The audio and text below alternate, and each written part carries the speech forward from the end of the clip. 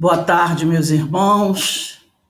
Estamos aqui reunidos hoje, dia 25 de maio de 2021, na Sociedade de Estudos Espíritas Francisco de Assis. E nesse horário, às terças-feiras, nós iniciamos o estudo desse livro aqui, O Livro dos Espíritos, de Allan Kardec. Hoje eu vou falar devagarzinho, porque a garganta, não está muito boa, mas se Deus quiser ela vai melhorar. Nós estamos estudando a parte segunda, capítulo 1 dos Espíritos. E nós vamos estudar a origem e natureza dos espíritos na sua questão 80. Não é? Então, temos muito a conversar hoje. Essas questões são questões muito importantes de O Livro dos Espíritos. E nós vamos caminhando devagarzinho, sem pressa, para que a gente possa apreender bem aquilo que nos for possível, aquilo que nós já temos condições, de conhecer. A cada vez que nós estudamos o Livro dos Espíritos, o conhecimento vai aumentando, mas nós estamos fazendo o possível. Então, nós vamos começar aqui, como eu falei, estudando a questão 80.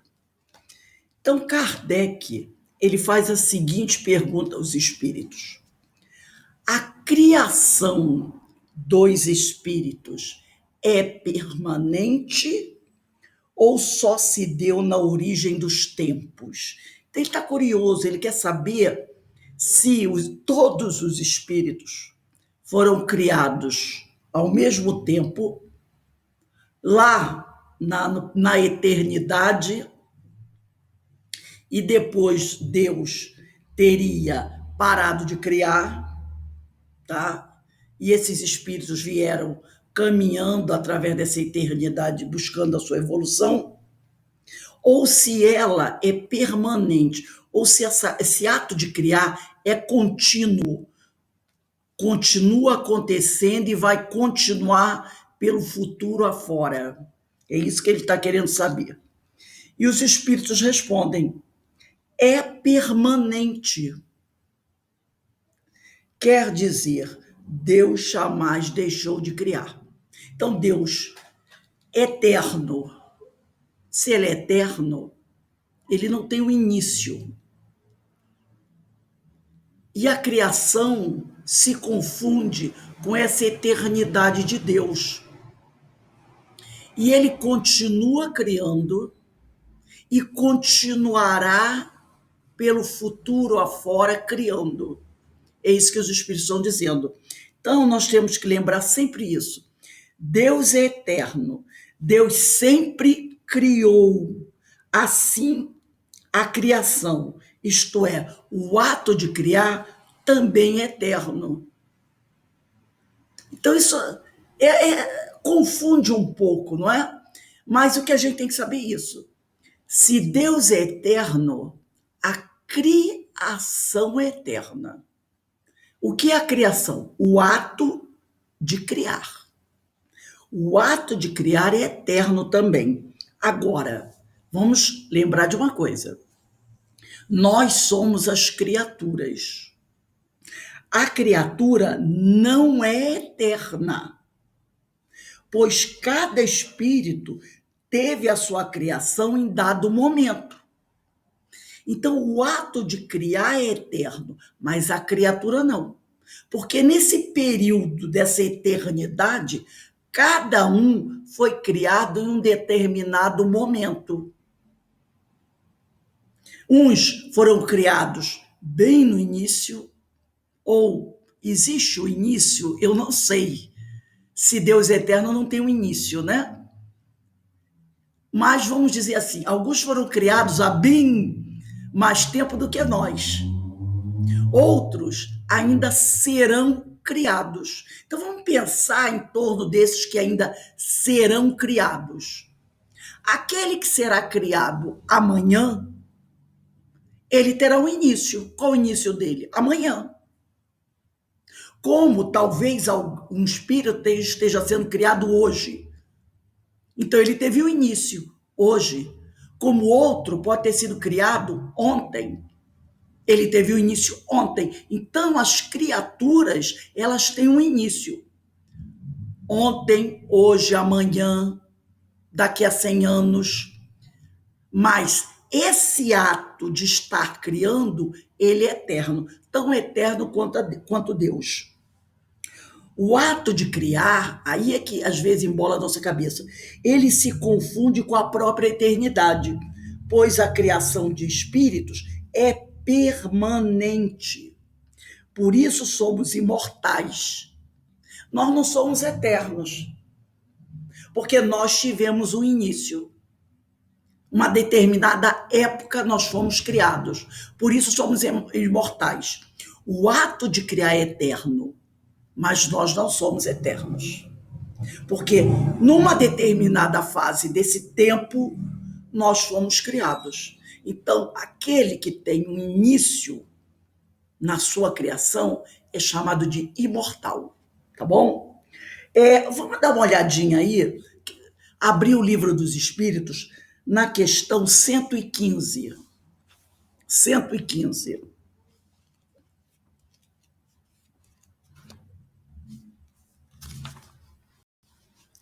Na questão 115, que está na parte 2ª, capítulo 1 dos Espíritos, progressão dos espíritos. Kardec faz a seguinte pergunta: dos espíritos, uns terão sido criados bons e outros maus? Questão 115. Dos espíritos, uns terão sido criados bons e outros maus? E os espíritos respondem: Deus criou todos os espíritos simples e ignorantes. Isto é, sem saber. A cada um deu determinada missão, com o fim de esclarecê-los e de os fazer chegar progressivamente, quer dizer, paulatinamente, aos poucos, à perfeição. Porque ninguém chega à perfeição de imediato. Tudo demanda o quê? Tempo. Pelo conhecimento da verdade, para aproximá-los de si. Então, para que a gente possa conhecer a verdade, isso leva um tempo. Nesta perfeição é que eles encontram a pura e eterna felicidade. Nós só vamos encontrar a pura e eterna felicidade quando formos espíritos perfeitos. Passando pelas provas que Deus lhes impõe e que os espíritos adquirem aquele conhecimento. Então, somente vamos adquirir esse conhecimento, não é? Essa eterna felicidade, passando pelas provas, vencendo os obstáculos, fazendo os aprendizados necessários. Uns aceitam submissos essas provas. Esse submisso não é naquela ideia de humilhação, não. É com aquela ideia de entender que precisa enfrentar obstáculos.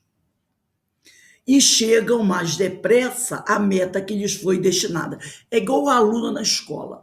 Aquele aluno que vai para a escola entendendo que ele não pode ir para a escola só para brincar. Ele pode até brincar, mas não é só para brincar. Que ele precisa prestar atenção às aulas, que ele precisa ter seu material escolar organizado, que ele precisa prestar atenção no que o professor está ensinando, que ele precisa, ao chegar em casa, rever os conteúdos que o professor apresentou, para que ele possa, ao realizar as suas provas no período de avaliação, tirar boas notas. Esse, logicamente, termina o período escolar mais depressa do que aquele que leva tudo na brincadeira e que não estuda, que não liga para nada. Isso é lógico. Outros só suportam lamentando. Outros passam pelas várias reencarnações, não é porque não podemos falar pelas vidas, porque vida é uma só, pelas várias reencarnações, que são etapas reclamando das dificuldades, lamentando, e pela falta que desse modo incorrem, porque quem se lamenta e se rebela está cometendo uma falta, permanecem afastados da perfeição e da prometida felicidade.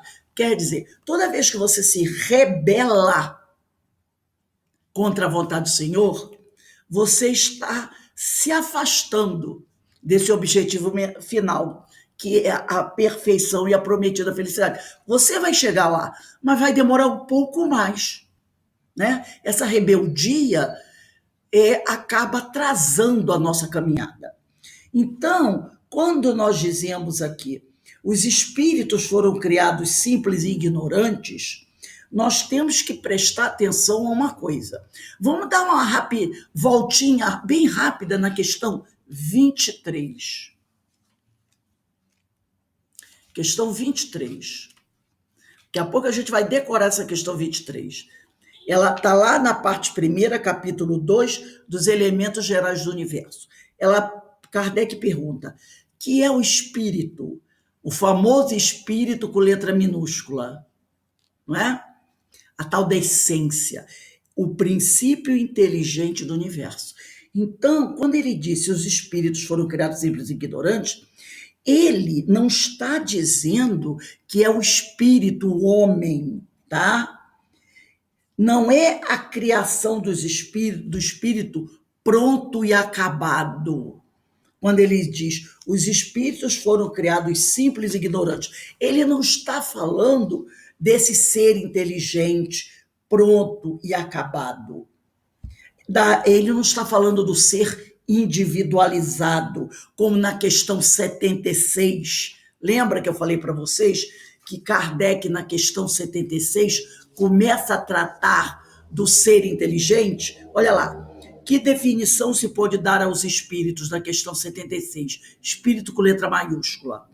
Pode dizer-se que os espíritos são os seres inteligentes da criação, povoam o universo fora do mundo material.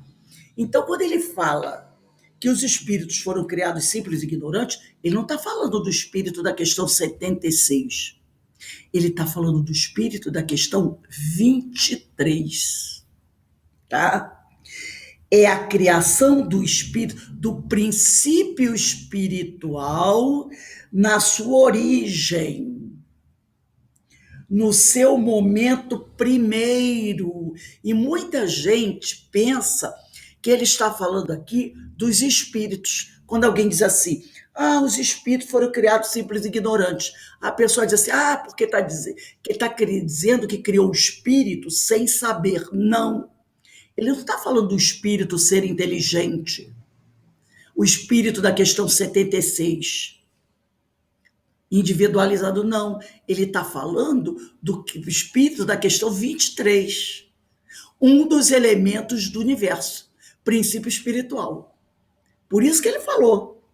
Eles foram criados simples e ignorantes. Então, é a criação do espírito na sua origem. Espírito com letra minúscula. Na sua origem, no seu momento primeiro. Lembra que nós estudamos que o espírito vem, se origina do princípio espiritual? Nós estudamos isso na aula passada, tá? Nós estudamos isso na aula passada. Olha a questão 79, a resposta da 79. Os espíritos são a individualização do princípio inteligente. Como os corpos são a individualização do princípio material. A época e o modo porque essa formação se operou é que são desconhecidos. Então a gente tem que botar isso na cabeça. Quando alguém diz assim, os espíritos foram criados simples e ignorantes, ele está falando do princípio espiritual. Ele não está falando da individualidade do ser inteligente. O espírito como nós somos, tá? Daí a gente vai começar a entender, olha como uma coisa puxa a outra. Vocês estão conseguindo acompanhar? Está dando para entender? Eu sei que é um pouquinho complicado, mas a gente tem que começar a compreender isso. Eu mesmo fazia essa confusão. Quando alguém dizia assim, os espíritos foram criados simples e ignorantes, eu já pensava no espírito pronto, individualizado. Mas não é. Simples e ignorante é o princípio espiritual. Porque, como diz a questão 79, tá? Os espíritos são essa individualização no princípio inteligente. Então, simples e ignorante é o princípio espiritual, que vai dar origem, tá? Depois de individualizado, ao espírito. Por isso, simples e ignorante. E aí a gente vai entender uma coisa muito importante. Daí a ideia da pluralidade dos mundos habitados, a infinitude do universo. Deus não cria desde a eternidade. A criação, o ato de criar não é eterno? Ora, se o ato de criar é eterno, eu não posso nem dizer o tempo. Eu vou falar da Terra. Vamos falar da Terra, planeta Terra. O planeta Terra tem mais ou menos 4,5 bilhões de anos. Mais ou menos 4,5 bilhões de anos. Mas se Deus cria na eternidade, fica até difícil a gente falar desde a eternidade. Aonde vai enfiar esses espíritos todos? Ora, a Terra é jovem, a Terra só tem mais ou menos 4 bilhões de anos. Mas essa eternidade é 500 bilhões de anos, 800 bilhões de anos, e bota bilhão de anos aí. Ué, onde viveram esses espíritos? Não cabia tudo dentro da Terra, até porque a Terra é jovem. Então a gente vai entender por que a ideia da pluralidade dos mundos. Aí a gente vai entender a ideia da infinitude do universo. Porque o pessoal não fala que o universo é infinito? Claro que tem que ter uma pluralidade dos mundos. Claro que o universo tem que ser infinito, porque ele tem que alocar esse povo todo que está sendo criado. Esse povo todo que está sendo criado, eles têm que ter moradia. Percebeu? Tem que ter moradia. Nós não temos uma moradia hoje, onde podemos crescer, evoluir? Quanto tempo será que nós estamos reencarnando na Terra? Será que há 4 bilhões e meio de anos nós estamos reencarnando na Terra? Eu acho muito menos. Eu acho que a gente pode estar reencarnando na Terra, de repente, há 10 mil anos, 20 mil anos. Então, significa que a gente já habitou outros mundos. Então, tem que ter casa para todo mundo. Por isso, essa pluralidade dos mundos habitados, a infinitude do universo. Esse universo não tem fim, porque a criação não tem fim. É uma população gigantesca de espíritos. Entendeu? Desde que Deus começou a criar. E ele cria pela eternidade. E os espíritos, tem outra coisa, eles não desaparecem. Eles tiveram um início, mas eles não desaparecem. Então, a população de espíritos no universo é infinita. É infinita. Então, e é essa infinitude do universo que permite a povoação dos espíritos, cuja criação é eterna, nos vários mundos criados por Deus no universo. Porque é verdade que existe uma população de espíritos que não precisam mais de um planeta para viver. São os espíritos puros. Existem bilhões e bilhões de espíritos puros, como Jesus. Existem bilhões, porque se eles foram criados desde a eternidade, esses espíritos já passaram por um processo evolutivo, não é? Será que Jesus precisa de um planeta para viver? como nós? Não. Ele vive no mundo espiritual. Ele não precisa de um lugar físico para viver. Mas eu pergunto a vocês, nós precisamos ainda? Precisamos. E quantos outros bilhões e bilhões e bilhões e bilhões de espíritos iguais a nós, inferiores a nós, e já um pouco mais evoluído que nós, que também ainda precisam de uma casa material para viver? Entendeu? Existem bilhões de espíritos que precisam de uma casa material para viver. Alguns precisam de uma casa como a nossa, outros precisam de um planeta como era o nosso planeta há 10 milhões de anos atrás. Então, existem. Lembra, a casa de meu pai tem muitas moradas, essa palavra do Senhor? A casa de meu pai tem muitas moradas. E tem moradas de todas as formas, como aqui na Terra. Na Terra nós temos a casa de palha, a casa de madeira, temos a casa de alvenaria, não é assim? Temos apartamentos, temos as mansões, temos as barracas de lona. Não são todos vários tipos de moradia? Os planetas também.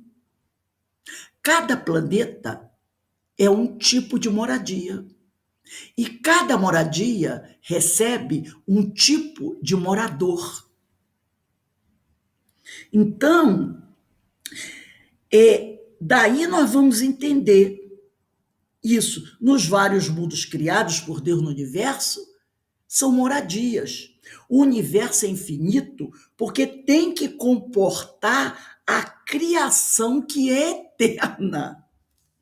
O infinito, que é a dimensão espiritual. Esse infinito é uma dimensão espiritual. E é onde se encontram os espíritos desencarnados. Então, nós temos os espíritos que estão habitando planetas, moradias, e nós temos ainda uma outra população de espíritos que não está mais habitando moradias, como Jesus. Entendeu? Então, essa é a dimensão espiritual. Então, olha só, quando a gente começa a pensar sobre isso, a gente diz, caramba, tem um grupo de espíritos que vivem em planetas, como nós, porque estamos encarnados. Então, tem espíritos vivendo em planetas, inúmeros planetas por aí. Os planetas um pouco diferentes, eles podem até ter um corpo diferente do nosso, e devem ter mesmo. Mas eles vivem em esferas planetárias. Agora, tem uma outra multidão de espíritos que não precisam mais de uma esfera planetária. Eles vivem nessa dimensão espiritual. Um dia, nós seremos tão elevados que não precisaremos mais de um planeta para viver. Nós viveremos na dimensão espiritual. Tá? São os espíritos que já alcançaram uma evolução. Agora, enquanto estivermos no processo evolutivo, nós estamos no processo evolutivo? Estamos. Nós ainda estamos. Enquanto estivermos no processo evolutivo, a reencarnação é uma necessidade. Tá? E o tempo entre uma reencarnação e outra é relativo. Pode levar 3 anos, 3 séculos ou 3.000 anos. A pessoa vai dizer, o quê? Quer dizer que um espírito pode levar 3.000 anos para reencarnar? Pode. Porque o que são 3.000 anos frente à eternidade? Nada. Nada. Então, um espírito pode levar de uma encarnação a outra 3.000 anos. 3.000 anos. Porque para a gente 3.000 anos é muita coisa. Mas, em relação à eternidade, não é nada, gente. Não é nada. Então, Enquanto nós estivermos aqui no processo evolutivo, nós vamos reencarnar. Nós vamos ficar reencarnando, reencarnando. E esse tempo entre uma encarnação e outra é relativo. Vamos dar uma olhadinha na questão 171. 171. 171 é bom nesse número, né? 171. Olha a pergunta. Em que se funda? É o parte segunda, capítulo 4, da pluralidade das existências. Justiça da reencarnação. Em que se funda o dogma da reencarnação? Na justiça de Deus e na revelação, pois incessantemente repetimos: o bom pai deixa sempre aberta a seus filhos uma porta para o arrependimento. Não te diz a razão que seria injusto privar para sempre da felicidade eterna todos aqueles de quem não dependeu o melhorarem-se? Não são filhos de Deus todos os homens? Só entre os egoístas se encontra a iniquidade, o ódio implacável e os castigos sem remissão. Então, enquanto nós estivermos no processo evolutivo, Deus nos concederá a oportunidade da reencarnação, para que a gente alcance a felicidade eterna e um dia possa viver nessa dimensão espiritual sem a necessidade de reencarnar e sem precisar vivermos num planeta material, a não ser por missão, escolha própria. Porque Jesus, ele não tinha mais necessidade de viver num planeta material, mas ele veio para o planeta material em missão. Entendeu? Mostrando que o espírito puro, ele pode ir aonde ele quiser. Ele pode voltar para um planeta inferior e ali encarnar para realizar uma missão. Percebeu? Como Jesus fez. Então vamos agora ler a questão 81. Ficou alguma dúvida sobre a questão 80? Deu para todo mundo entender a questão 80? Se tiver alguma dúvida, gente, por favor, pergunta, tá bom? Questão 81. Os espíritos se formam espontaneamente, quer dizer, assim, ou procedem um dos outros? E Kardec, os espíritos respondem: Deus os cria como a todas as outras criaturas, pela sua vontade. Mas repito ainda uma vez, a origem deles é mistério. Como Deus os cria, é mistério. Então, presta atenção na resposta e na pergunta. A pergunta: os espíritos se formam espontaneamente ou procedem um dos outros? Eles simplesmente dizem: não é espontaneamente, nem derivam um dos outros. Quando eles dizem Deus os cria. Ao dizer Deus os cria, eles estão negando as duas opções que Kardec deu. Espontaneamente ou procedem um dos outros? Ele diz, Deus os cria. Quer dizer, não é espontaneamente, nem derivam dos outros. Deus os cria pela sua vontade. E aí eles dizem, mas repito ainda uma vez, a origem deles é mistério. E quando ele diz isso, né, a gente tem... Eu vou voltar aqui à questão 10, só citar a questão 10 até a questão 12, depois a questão 14, que na questão 10, eu vou ler só a 10, parte 1, capítulo 1 de Deus, atributos da divindade. Aqui quem responde são os espíritos superiores. E na questão 10, olha o que eles dizem. Pode o homem compreender a natureza íntima de Deus? Não, falta-lhes para isso sentido. Questão 11. Será dado um dia ao homem compreender o mistério da divindade? Quando não mais tiver o espírito obscurecido pela matéria. Quando, pela sua perfeição, se houver aproximado de Deus, ele o verá e compreenderá. Questão 12. Embora não possamos compreender a natureza íntima de Deus, podemos formar ideia de alguma de suas perfeições? De algumas, sim. O homem as compreende melhor à medida que se eleva acima da matéria, entrevias pelo pensamento. E a 14? Na 14, eu só vou ler o início da resposta. Deus existe, disso não podeis duvidar, e é o essencial. Crede-me, não vades além. Não vos percais do labirinto de onde não lograríeis sair. Por isso que ele diz aqui, ó, mas repito mais ainda uma vez, a origem deles é um mistério.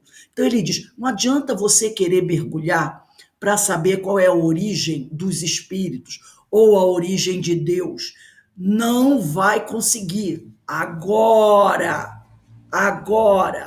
Porque na questão 12, ele diz, o homem vai compreender a natureza íntima de Deus à medida que se eleva acima da matéria, entrevê-as pelo pensamento. Então, ele não está dizendo que nunca poderemos compreender a Deus. Ele diz que no momento atual não dá para a gente. Mas na questão 12, ele diz, tanto que diz, podemos formar ideia de alguma de suas perfeições? Kardec pergunta. E eles respondem, de algumas sim. O homem as compreende melhor à medida que se eleva acima da matéria. Então, um dia nós poderemos compreender. Eu não digo toda a natureza íntima do Senhor, mas algumas delas sim. Mas para isso precisamos ser espíritos mais elevados. E na altura do campeonato não dá para a gente ter essa compreensão, né, no nível que nós somos criados. Vamos dar uma olhadinha, eu trouxe aqui o Evangelho de João, quem tiver aí quiser, capítulo 16. Evangelho de João, capítulo 16, versículos 12 e 13. Diz assim, só para a gente ver como o Evangelho bate direitinho.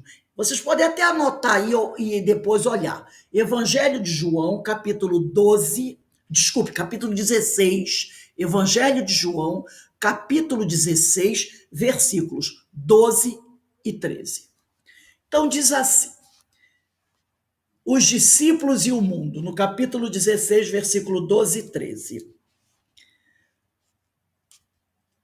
Jesus falando, ainda, versículo 12, ainda tenho muitas coisas para vos dizer, mas não podeis carregar agora. Percebeu? Mas quando ele diz carregar, o meu é aqui do Haroldo Dutra Dias, o Novo Testamento do Haroldo Dutra Dias. Ele diz, mas não podeis carregar agora, quer dizer, sustentar agora, né? Transportar agora, carregar conosco essa revelação agora. Entendeu o que ele quer dizer? Ainda tem muitas coisas para vos dizer, mas não podeis carregar agora. Quer dizer, conhecer agora, levar com vocês agora. Aí ele diz assim, quando, porém, aquele vier, o Espírito de verdade, vos guiará em toda a verdade, pois não falará de si mesmo, mas falará o quanto ele ouvir e vos anunciará o que há de vir. Então ele está dizendo, o que Jesus está dizendo? Agora, nesse momento que eu estou com vocês, eu não posso falar para vocês tudo o que eu sei, porque vocês não têm condições de assimilar, de levar com vocês para o futuro, nesse momento, essa verdade. Mas, quando vier aquele que é o Espírito da Verdade, a falange do Espírito de Verdade, esse vos guiará em toda a verdade, pois não falará de si mesmo, mas falará o quanto ele ouvir e vos anunciar o que há de vir. Então, ele mostra o seguinte, no momento, isso há 2000 anos atrás, vocês não têm condições de escutar, entender o que eu estou dizendo. Mas no futuro, o Espírito de Verdade virá e fará para vocês revelações que vocês já poderão entender. Porque senão é o mesmo que jogar pérolas aos porcos, não é? Adianta eu falar de perispírito, de reencarnação, né, de mundo espiritual para uma criança de 5 anos? Claro que não. Claro que não. Ela não vai entender nada. Tanto é que numa casa espírita recomenda-se na palestra pública não manter as crianças. O ideal é que elas estejam num espaço reservado para elas, aonde muitas vezes o tema que será levado às crianças é o mesmo da noite, mas de uma outra forma, de uma forma adequada à criança. Porque a criança não vai entender o que o palestrante está falando, da forma que ele está abordando o assunto. Então, normalmente, a evangelização infantil é paralela à palestra pública. E ali a criança recebe uma orientação adequada ao entendimento dela. Sempre deve ser adequado ao entendimento da pessoa, não é? Então, essa passagem do Evangelho aqui, ela mostra como o Evangelho, ele traz as coisas de forma correta. Nós é que ainda não sabemos interpretar de forma adequada, né? Mas a gente estudando assim, a gente percebe, nossa, como é que Jesus disse tudo isso? Ele disse tudo isso. Ele disse. Mas muitos daqueles naquela época não compreenderam, pensaram que ele estava falando em relação a tempo para daqui a um mês, daqui a uma semana. Foram só 2000 anos. Foram só 2000 anos. Vamos aqui ao item 82, no Livro dos Espíritos. Será certo, Kardec pergunta, dizer-se que os espíritos são imateriais? E eles respondem: como se pode definir uma coisa quando faltam termos de comparação e com uma linguagem deficiente? Eles respondem com uma pergunta. Ora, imateriais quer dizer... Deixa esse imaterial para que não é material, né? Então, linguagem deficiente. Ele está dizendo aqui que faltam palavras para fazer comparações. Faltam palavras. Tanto que ele responde com uma pergunta. Como se pode definir uma coisa quando faltam termos de comparação e com uma linguagem deficiente? Quer dizer, não tem palavras para poder fazer uma comparação adequada. Aí ele diz, pode um cego de nascença definir a luz? Imaterial, que foi como o termo que Kardec colocou, não é bem o termo. Incorpóreo seria mais exato. Incorpóreo quer dizer sem forma. Sem forma. Não tem uma forma. O espírito, ele não está falando aqui do espírito com o seu perispírito. Porque quando o espírito está acompanhado do seu perispírito, ele toma várias formas, não é? Ele toma várias formas. Pode até tomar uma forma animalesca, se ele assim o quiser. Nós sabemos disso. Lembra quando Kardec fala da Gênese, capítulo 14, item 14, basta o espírito pensar e ele cria? Ele pode tomar a forma que ele quiser. Por quê? Porque ele está manipulando o perispírito. Mas aqui ele está falando do espírito, do espírito. Por isso que ele diz incorpóreo, tá? Seria mais exato, pois deves compreender que, sendo uma criação, o espírito há de ser alguma coisa. E ele diz assim, ó, há de ser alguma coisa. Volta a dizer, quem está falando isso são os espíritos superiores. E ele está dizendo, pois deve compreender que, sendo uma criação, fruto do ato de criar do Senhor, há de ser alguma coisa. Então ele mostra aqui que nem ele sabe o que é. Há de ser alguma coisa. É a matéria quintessenciada. Essa matéria quintessenciada quer dizer matéria sutil, mas sem analogia, sem comparação para vós outros, e tão etérea que escapa inteiramente ao alcance dos vossos sentidos. Deve ser alguma coisa, mas que a gente não tem condições de definir. Não dá para definir o que é o espírito, tá? Tanto que a palavra espírito na pergunta está com letra maiúscula. E Kardec coloca uma notinha aqui. Dizemos que os espíritos são imateriais. Nós dizemos, porque pela sua essência diferem de tudo que conhecemos sob o nome de matéria. Então a gente diz que é imaterial, porque ele é diferente de tudo que a gente conhece como matéria. Porque quando a gente pensa em matéria, o que a gente pensa? A gente pensa nisso aqui, ó, não é? Na coisa sólida. Por isso que Kardec chama de imaterial, porque ele difere de tudo o que a gente conhece como matéria. E o homem conhece a matéria no aspecto tridimensional. Então, tudo que a gente conhece como matéria não é. Então ele chama de imaterial. Um povo de cegos careceria de termos para exprimir a luz e seus efeitos. O cego de nascença se julga capaz de todas as percepções pelo ouvido, não é verdade?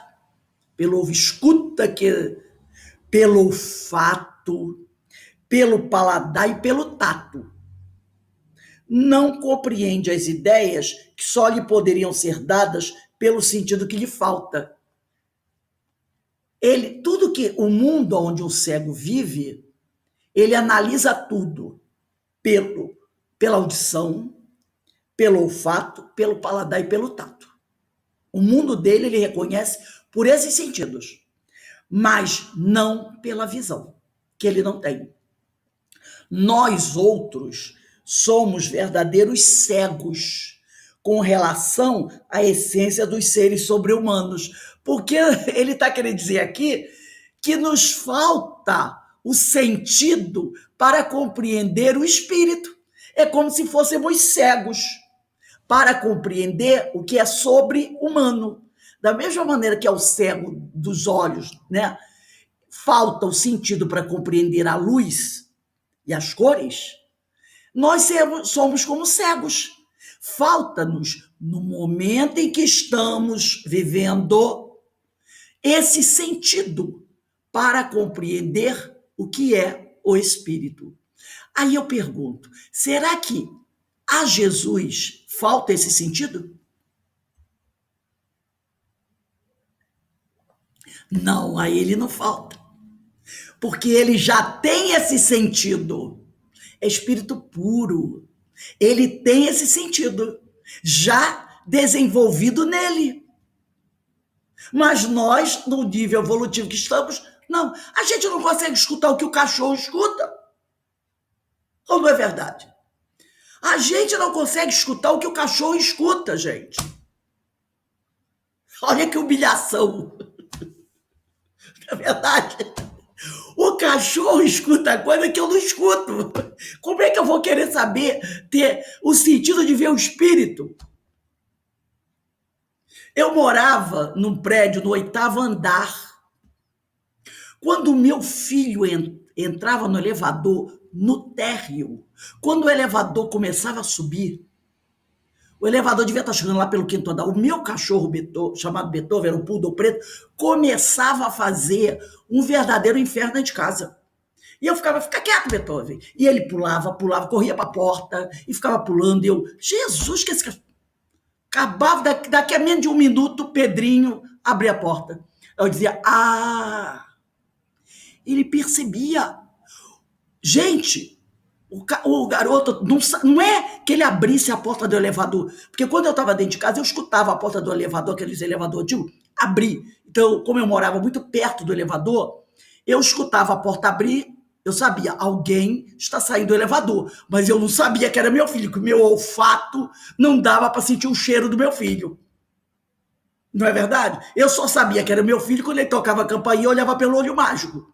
Mas o meu cachorro já começava a fazer bagunça antes da porta do elevador abrir, com o Pedrinho dentro do elevador. E ele começava a pular. E eu dizia assim, ué. E ele estava pulando, pulando. Daqui a pouco escutava aquele barulho da porta do elevador abrindo, que fazia barulho. Aí, daqui a pouco tocava a campainha. Eu olhava Pedrinho. Nossa, Beethoven.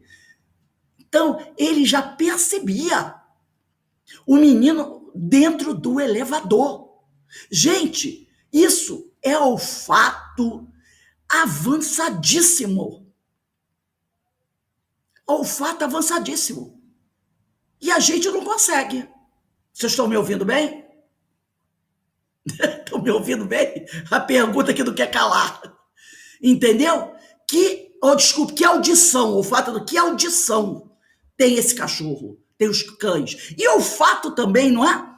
Porque tem cães que são preparados para encontrar corpos nos escombros, drogas.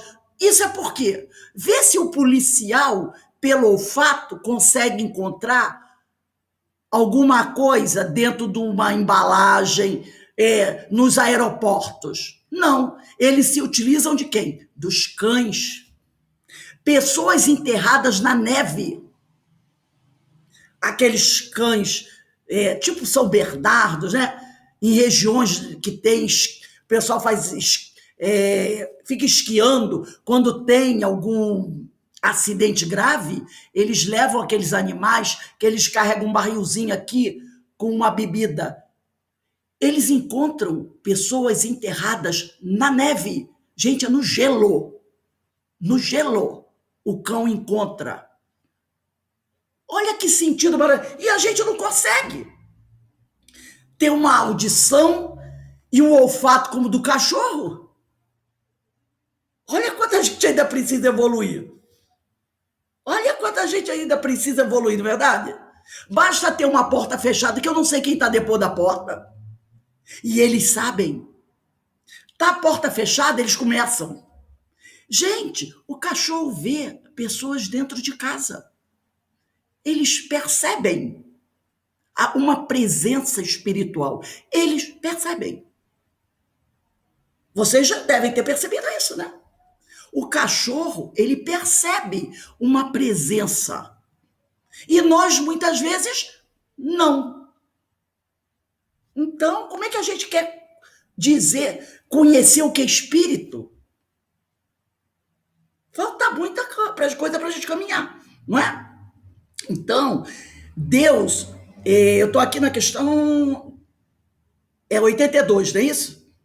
Então, ele diz aqui, matéria, tá?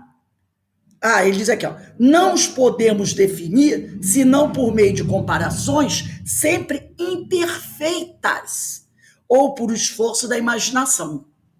Porque nossos sentidos ainda estão bem fraquinhos, né? Precisamos desenvolver mais ainda. Então, matéria, podemos dizer assim, é energia condensada. Essa matéria aqui que a gente pega, isso aqui é energia condensada. Quanto mais condensada a energia, mais opaca, mais corpórea ela é. Quanto menos condensada, mais quintessenciada, mais sutil. Bom? Então, o espírito, ele nós podemos... Tudo bem, se a gente disser assim, o espírito é imaterial, não quer dizer que a gente esteja errado. Porque faltam palavras para a gente registrar, para a gente comparar. Mas o termo mais correto é incorpóreo, como dizem os espíritos, tá bom? Mas se a pessoa disser imaterial, não quer dizer que esteja errado, não. Porque falta mesmo palavra para a gente definir, né? Vamos aqui na questão 83. Kardec pergunta: os espíritos têm fim? Aquele famoso the end, né? Tem fim. Compreende-se que seja eterno o princípio de onde eles emanam, né? Então a gente sabe disso. Compreende-se que seja eterno o princípio de onde eles emanam. Mas o que perguntamos, e Kardec, aquele que quer ser bem objetivo na pergunta, ele diz assim: mas o que perguntamos é se suas individualidades têm um termo, têm um final. Ele quer saber: espírito acaba? Espírito acaba? E se, em dado tempo, mais ou menos longo, o elemento de que são formados não se dissemina e volta à massa de onde saiu, como sucede com os corpos materiais. Então, ele quer saber se, depois de um certo tempo, esse elemento que forma o espírito, se ele não volta para o fluido cósmico ou do lugar de onde ele saiu, como sucede com os corpos materiais. Porque os elementos orgânicos vão voltando, né, lá para o fluido, essas coisas. É difícil de. Aí, olha só, Kardec é que fala, é difícil de conceber-se, de entender que uma coisa teve começo, que uma coisa que teve começo possa não ter fim. Ele mesmo diz aqui, é difícil, eu não consigo entender com facilidade que uma coisa que teve começo possa não ter fim. Então, o próprio Kardec mostra a dificuldade de entender isso. E eles dizem, há muitas coisas que não compreendeis. Novamente, questão de 10, 11, 12, 13, 14 do Livro dos Espíritos. Há muitas coisas que não compreendeis, porque tendes limitada inteligência. Então, ele, né, delicadamente, ele diz, vocês não têm o conhecimento para entender isso. Agora ele também coloca aqui, isso, porém, não é razão para que as repilais. Não é porque vocês não conhecem ainda que devem deixar de lado. O filho não compreende tudo o que a seu pai é compreensível, nem o ignorante tudo o que o sábio aprende. Dizemos que a existência dos espíritos não tem fim. É tudo que podemos por agora dizer. Foi o que Jesus falou lá, lembra? Em João, capítulo 16, versículo 12 e 13. Muitas coisas ainda tenho a dizer, mas não as podeis suportar agora. É isso que ele está dizendo aqui. É o que ele está dizendo aqui. É João 16, versículos 12 e 13. Há muita coisa que eu não posso dizer para vocês, porque vocês não terão condições de entender agora. Então ele diz aqui, é tudo que podemos por agora dizer. Dizemos que a existência do Espírito não tem fim. Agora só dá para dizer isso. Pode até acreditar, mas ele diz assim, não é por isso que você não vai continuar estudando. Porque se você continuar estudando, vai ter um dia que nós vamos poder falar algo mais. E aí você vai entender um pouco mais. Porque com certeza, quando o espírito dá essa resposta aqui, ele está querendo dizer o seguinte: tem mais coisa aí. Né? Tem mais coisa. Se vocês se esforçarem, no futuro vocês poderão saber mais coisas. Mas no momento não dá. Mas continua estudando. Porque é assim que eles vão nos trazendo revelações. Vamos aqui no Evangelho de Marcos, capítulo 4, versículos 26 a 29, diz assim, tá? Então, antes eu poderia dizer, não é porque não entendemos algo que esse algo não existe ou não é verdadeiro. Inclusive tem uma frase que diz assim, a ausência de evidência não é evidência de ausência. Entendeu a frase? A ausência de evidência não é evidência da ausência. Não é porque no momento eu não entenda, veja, perceba a evidência, que essa evidência não existe. Então, a ausência de evidência não é evidência da ausência, tá? Então, não é porque eu não entendo algo agora que esse algo não existe ou não é verdadeiro. É simplesmente que eu não entendo agora. Mas não significa que ele não seja verdadeiro, que não tenha coisas aí. Então vamos olhar aqui Marcos capítulo 4, versículos 26 a 29. Está lá. Parábola do crescimento da semente. Dizia-lhes, o reino de Deus é assim como um homem que lance a semente sobre a terra. Durma e se levante noite e dia, e a semente germine e se alongue, não sabendo ele como. A terra, de forma autônoma, frutifica primeiro o ramo, depois a espiga, depois o grão cheio na espiga. E quando o fruto der, imediatamente envia a foice, porque chegou a ceifa. Olha o que Jesus está dizendo aqui. Olha só, vou repetir. Dizia, isso é a palavra de Jesus, o reino de Deus é assim como um homem que lance a semente sobre a terra. Durma, o homem vai dormir, e se levante noite e dia. Isso lembra o quê? Tempo. E a semente germine. A semente não germina lentamente? E a semente germine, se alongue, não sabendo o homem, não sabendo ele como. Não sabendo o homem como isso acontece. A terra, de forma autônoma, independente da vontade do homem, frutifica. Primeiro surge o ramo, depois vem a espiga, depois o grão. Primeiro aparece o ramo, depois aparece a espiga, depois o grão cheio na espiga. E quando o fruto der, imediatamente envia a foice, porque chegou a hora da ceifa. Então, está mostrando aqui que tudo leva tempo, até que você pegue uma foice e vá buscar a ceifa, buscar colher. Percebeu Jesus mostrando? E é interessante quando ele diz aqui, ó, a semente germina e se alonga, não sabendo o homem como é que isso acontece.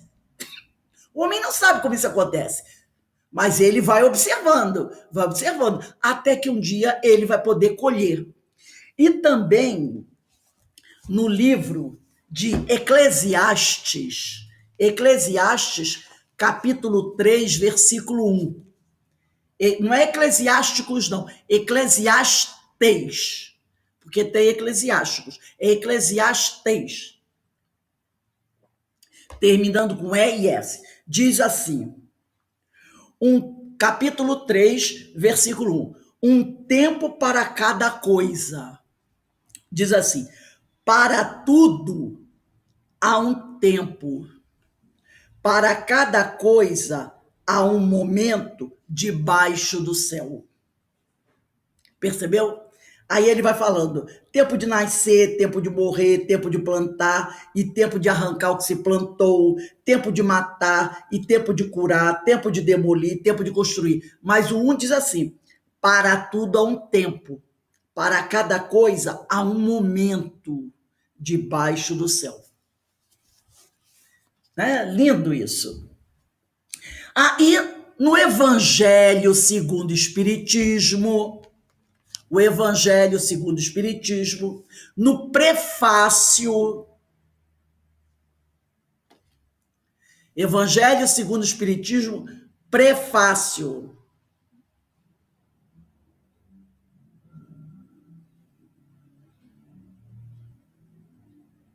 Olha o que diz o primeiro e segundo parágrafo.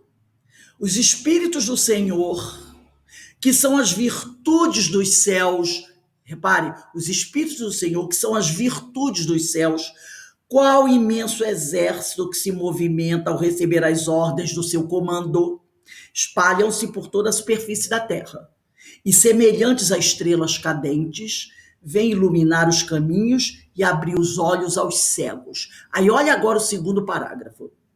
Eu vos digo, isso é palavra do Espírito de verdade, eu vos digo, em verdade, que são chegados os tempos em que todas as coisas hão de ser restabelecidas no seu verdadeiro sentido, para dissipar as trevas, confundir os orgulhosos e glorificar os justos.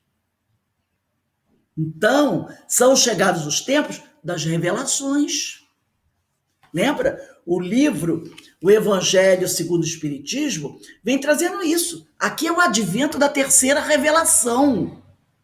O advento da terceira revelação. E vem trazendo, né, todos esses conhecimentos. Vem trazendo toda essa revelação. Tem um filósofo, ele era filósofo, físico, matemático, francês, chamado René Descartes. Né? Já ouvimos falar sobre ele. Filósofo, físico, matemático, francês. Ele nasceu no século XIV, em 1596, e morreu no século XV, em 1650. Ele dizia a seguinte frase em relação àquilo que os espíritos disseram aqui.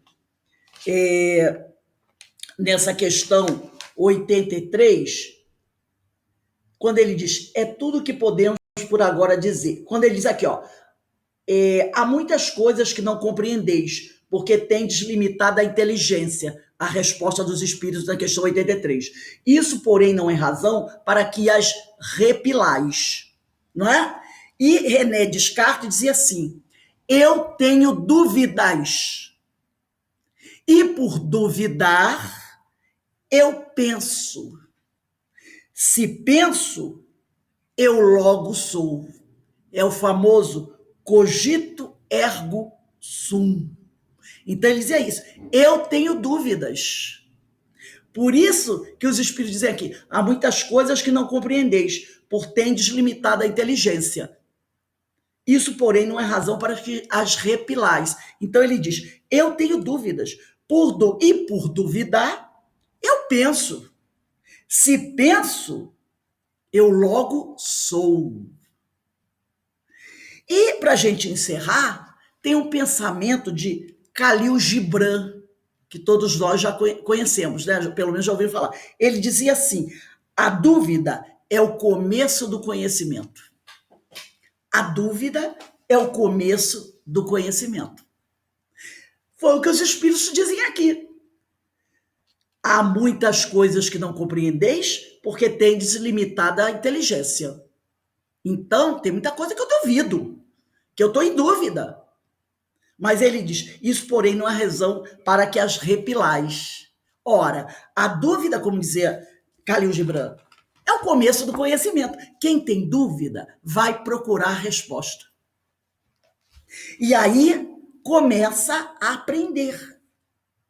Aí começa a aprender. Só quem tem dúvida aprende. Né? Então, o Khalil Gibran deixou isso bem claro. E o René Descartes também. Eu tenho dúvidas e, por duvidar, eu penso. Se penso, eu logo sou. E Khalil Gibran diz, a dúvida é o começo do conhecimento. Todo mundo que tem dúvida vai buscar e assim vai aprender, vai crescer. Bom, então alguém gostaria de falar alguma coisa? Alguém tem alguma dúvida? Todos nós temos sobre isso, tá? Eu gostaria rapidinho aí, algumas Eu palavras. não tive nem mais papel para anotar. Tanta coisa. Meu Arruma Deus. um caderninho, Ana, um É, mas eu gosto de botar no livro. poder a gente depois voltar e pegar isso daí e reler. O importante é a gente poder, né? Não, foi ótimo. Foi ótimo. Porque realmente a gente tem que buscar esse conhecimento, não é? Rose, Pode falar. fala para mim de Eclesiastes, eu perdi Eclesiastes capítulo 3 versículo um. capítulo 3. Capítulo 3 e a gente vai vendo como Obrigada. a Bíblia, ela já traz tudo isso, gente. Né? Aí o pessoal diz assim: ah, não tem nada. Tem sim, mas a gente tem que saber interpretar. A gente tem que saber interpretar, tá bom? Então, vou dar 5 minutinhos para a gente dar uma paradinha, respirar. E dá 10 minutinhos. Quando for 10 para as 7, nós retornamos para estudar o livro Memória Suicida. A partir da semana que vem, o estudo, porque nós terminamos hoje o estudo de um livro Paulo Estevão.